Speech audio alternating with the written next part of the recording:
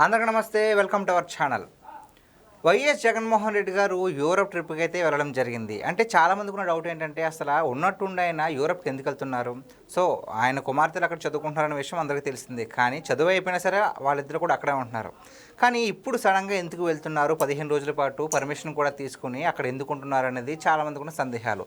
మరి ఇప్పుడు ఆ నేపథ్యంలో ఒక పుకారు అయితే బయటకు వస్తుంది. సో దాని గురించి మనతో పాటు డిస్కస్ చేయడానికి ఉన్నారు పొలిటికల్ అనలిస్ట్ అశోక్ కుమార్ గారు. సార్ నమస్తే అండి. నమస్తే అండి. సార్, జగన్మోహన్ రెడ్డి గారు యూరప్ పర్యటనకి వెళ్ళిన విషయం మనందరికీ తెలిసిందే. సో ఇక్కడ ఒక వార్త అయితే వినిపిస్తుంది. సో ఆయన కుమార్తెను కూడా అక్కడే ఉన్నారనే విషయం కూడా తెలుసు కదా. ఇద్దరు కుమార్తెల్లో ఒక కుమార్తెను రాజకీయ అరంగేట్రం చేయించడానికి జగన్మోహన్ రెడ్డి గారు ప్లాన్ చేస్తున్నారని ఒక వార్త అయితే వస్తుంది. మరి అది ఎంతవరకు అఫీషియల్గా అయితే బయటకు రాలేదు. సో దీని గురించి మీరు ఏమంటారు? అసలు ఫస్ట్ మీరు కావాలంటే హిస్టరీ చెక్ చేసుకోండి. ఏ మెయిన్ స్ట్రీమ్ మీడియా, ఏ సోషల్ మీడియా కవర్ చేయకముందే వైఎస్ రాజారెడ్డి రాజకీయ అరంగేట్రం చేస్తున్నాడు అని చెప్పినోడు అశోక్ కుమార్ నేనే. ఓకే సరే, ఇప్పుడు నేను అదేదో చెప్పినా కదా అని చెప్పి ప్రాబబిలిటీ ఏ విధంగా ఉందని చెప్పి మీరైతే నన్ను అడుగుతున్నారు. విత్ కంప్లీట్ సెన్స్ నాకు దానిపైన క్లారిటీ లేదు. కాకుంటే రాష్ట్రంలో ఉన్నటువంటి రాజకీయ పరిస్థితుల నేపథ్యంలో మీరు చెప్పిన దాంట్లో 70% పాసిబిలిటీ ఉంది. ఇన్నాళ్ళు మీరు అన్నట్టు ఇందాక మీరు ఏదైతే ఇంట్రోలో చెప్పారో వాళ్ళ చదువులు అయిపోయినా కూడా వాళ్ళు అక్కడే ఎందుకున్నారు, ఇక్కడ ఎందుకు రాలేదంటున్నారు కదా. ఆల్రెడీ MBA అయిపోయింది హర్షారెడ్డి అండ్ వాళ్ళ చెల్లెలైనటువంటి వర్షారెడ్డి ఇద్దరు ఉన్నారు కదా. ఫస్ట్ కూతురైనటువంటి హర్షారెడ్డి గారిది MBA అయిపోయింది. దాదాపు 26 ఏళ్ళ పైన ఉన్నాయి ఆ అమ్మాయికి. సరే, ఇన్నాళ్ళు అక్కడి నుంచి ఇక్కడికి ఎందుకు రాలేదంటే మన రాష్ట్ర రాజకీయ పరిస్థితులు ఏ విధంగా ఉన్నాయో మనం చూస్తున్నాం. పార్టీలు ఏవైనా కావచ్చు, ప్రతిరోజు అంటే ఇండియాలో ఏ రాష్ట్రంలోని లేనటువంటి రాజకీయాలు మన ఆంధ్ర రాష్ట్రంలో నడుస్తూనే ఉన్నాయి. ఈ పార్టీ వాళ్ళు వాళ్ళ పార్టీ పైన దుమ్మెత్తిపోయిన, ఆ పార్టీ వాళ్ళు వీళ్ళ పైన దుమ్మెత్తిపోయడం. మరీ ముఖ్యంగా వైసీపీ వాళ్ళైతే టీడీపీ వాళ్ళ పైన తప్పులని వీళ్ళు చేసేసేది, మీరు చేశారని పక్కన వాళ్ళ పైన పడేది. సో ఇటువంటి రాజకీయం జరుగుతుంది. కానీ రాష్ట్రానికి మరి ఒక సరికొత్త రాజకీయం తీసుకొద్దాము, ఈ మురికి కోపంలో ఇప్పుడల్లా వద్దు అని చెప్పి జగన్మోహన్ రెడ్డి గారు అయితే వాళ్ళ కూతుర్ని ఇప్పుడు దాకా అక్కడ తీసుకుండాలా అంటే ఆ ట్రెండ్ సెట్ చేద్దాము. ఎందుకంటే రేపు ఆడబిడ్డ రాజకీయాల్లోకి వచ్చింది అనుకోండి, ఆకతాయిలో అర్రా కొర్రా ఉంటారు, ఏ పార్టీలోనే ఉంటారు. అటువంటి వాళ్ళ దగ్గర అనవసరమైన కామెంట్లు, అనవసరమైన ట్రోల్ ఎలిమెంట్స్, చిన్నపిల్లలు కాబట్టి వాళ్ళకి ఇప్పుడే ఈ గురి చేయకూడదని చెప్పి జగన్మోహన్ రెడ్డి గారు విత్ క్లియర్ ప్లాన్ వాళ్ళు అక్కడే పెట్టున్నాడు. కానీ చూస్తూ ఉంటానే జగన్మోహన్ రెడ్డి గారి పార్టీ దివాలా తీసే రేంజ్కి వెళ్ళిపోయింది. మరీ ముఖ్యంగా మనం అనుకునే టీడీపీ జనసేన వెళ్ళిపోతే జగన్మోహన్ రెడ్డి గారికి ఛాన్స్ ఉంటుందేమో అని చాలా ఊహాగానాలు ప్రతి ఒక్కరు చెప్పేటువంటి లాజిక్లు.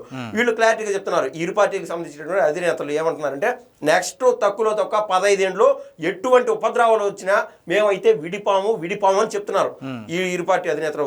బాబు గారు కావచ్చు, లేదంటే కళ్యాణ్ గారు కావచ్చు. ఈ నేపథ్యంలో ఇంకా జగన్మోహన్ రెడ్డి గారు సోలోగా ఎదగాలంటే అది అయ్యే పని కాదు. దానికి తోడు వాళ్ళ పార్టీకి సంబంధించినటువంటి రాజ్యసభ ఎంపీలందరూ రోజుకొకరు నిర్వీర్యం అయిపోతా ఉన్నారు. బీజేపీలో జాయిన్ అవుతారేమో మిథున్ రెడ్డి గారు అని చెప్పి ఇప్పుడు ఖచ్చితంగా మనకైతే ఆ ఇన్ఫర్మేషన్ అంతా ఉంది. సో ఇప్పుడు మిథున్ రెడ్డి అక్కడికి వెళ్ళిపోయినప్పుడు బీజేపీలోకి వెళ్ళిపోతే ఆయనకు సంబంధించినట్టు ఆయన కుటుంబానికి సంబంధించినటువంటి ఇంకొక 2 ఎమ్మెల్యేలు ఉన్నారు, పెద్దిరెడ్డి రామచంద్రారెడ్డి గారు, అదేవిధంగా ద్వారకనాథ్ రెడ్డి గారు. వీళ్ళు అన్అఫీషియల్గా పెద్దిరెడ్డి రామచంద్రారెడ్డి రాయలసీమకు సీఎం అనే రేంజ్కి వెళ్ళిపోయినాడు పెద్దిరెడ్డి రామచంద్రారెడ్డి గారు.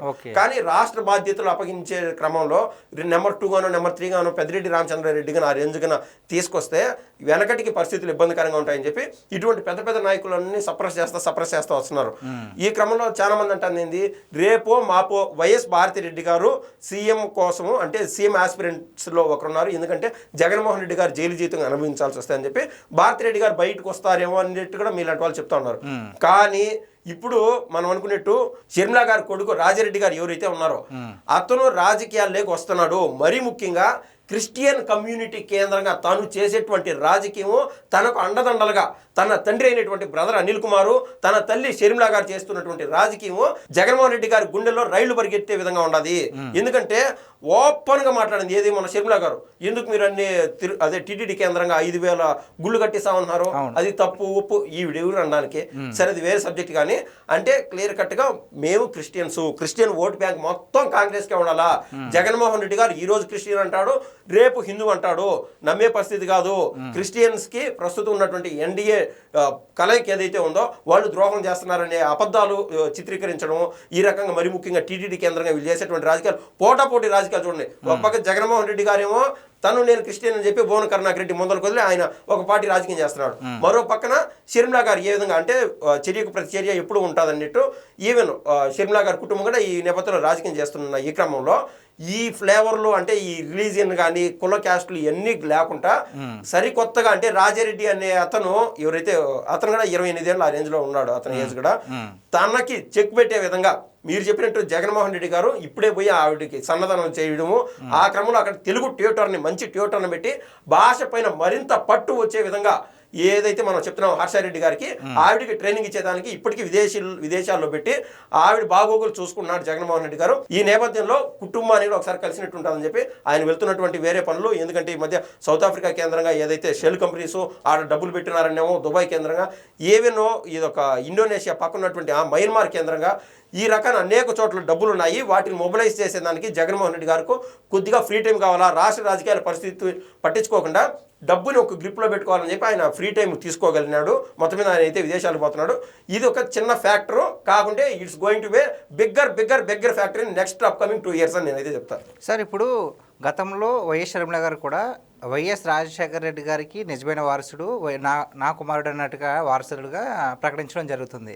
సో దానికి పోటీగానే కూతురు కొడుకుండడం ఏంటి, నా కుమార్తెలు ఉన్నారు కదా అని తీసుకురావడానికి జగన్మోహన్ రెడ్డి గారు ఈ విధంగా సన్నాహాలు సిద్ధం చేస్తున్నారంటారా? తప్పేం లేదండి. అసలు అంటే యువత రాజకీయాల్లోకి రావాలని చెప్పి బాబు గారు చెప్తున్నారు, కళ్యాణ్ గారు చెప్తున్నారు, నరేంద్ర మోడీ గారు చెప్తున్నారు.